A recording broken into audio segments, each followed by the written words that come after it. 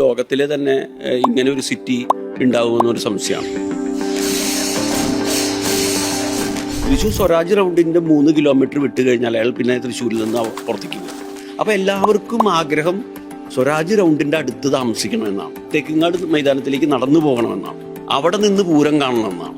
ആ മലയാളിയുടെ, ആ തൃശ്ശൂർക്കാരൻ്റെ ആഗ്രഹത്തെ എങ്ങനെ മീറ്റ് ചെയ്യാം എന്നുള്ള ആലോചനയിൽ നിന്നാണ് ടൗണിൻ്റെ തൊട്ടടുത്ത് അഫോർഡബിൾ പ്രൈസിന് 2 പ്രോജക്റ്റ്, ഒരു 5 സെന്റ് സ്ഥലം വാങ്ങുക, ഒരു വീട് വയ്ക്കുക, ഈ ഒരു കോൺസെപ്റ്റ് ആയിരുന്നു പണ്ടെല്ലാം ഉണ്ടായിരുന്നു. ന്യൂക്ലിയർ ഫാമിലിയിലേക്ക് മാറുകയും അതുപോലെ തന്നെ ഒരു എന്റർടൈൻമെന്റ് ഫാമിലിയിലേക്കും നൈറ്റ് ഫാമിലി ലൈഫിലേക്കും ഇതിലേക്കൊക്കെ മാറിയോട് കൂടിയിട്ട് എന്താണ്ടായെന്ന് വെച്ചാൽ ഫ്ലാറ്റ് എന്ന് പറയുന്ന കോൺസെപ്റ്റിന്റെ മാർക്കറ്റ് അവിടെയാണ് ആരംഭിക്കുന്നത്. ബിൽഡർ സെഗ്മെന്റിൽ ചെയ്യുന്ന സമയത്ത് ഫസ്റ്റ് പ്രോജക്റ്റ് എന്ന് വെച്ചാൽ അതൊരു പെയിൻഫുൾ തന്നെയാണ്. ജനങ്ങൾക്ക് ഇവിടെ ബിൽഡേഴ്സിന്റെ യാതൊരു വിധത്തിലുള്ള ക്ഷാമങ്ങളും ജനങ്ങളെയും കസ്റ്റമേഴ്സിനെയും നമുക്കാണ് ആവശ്യം. പറഞ്ഞ സമയത്തിന് മുൻപ് തന്നെ അവരുടെ സ്വപ്നഭവനം അവർക്ക് നൽകുക, എന്നിട്ട് അവരിൽ നിന്ന് വിശ്വാസ്യത നേടിയെടുക്കുക.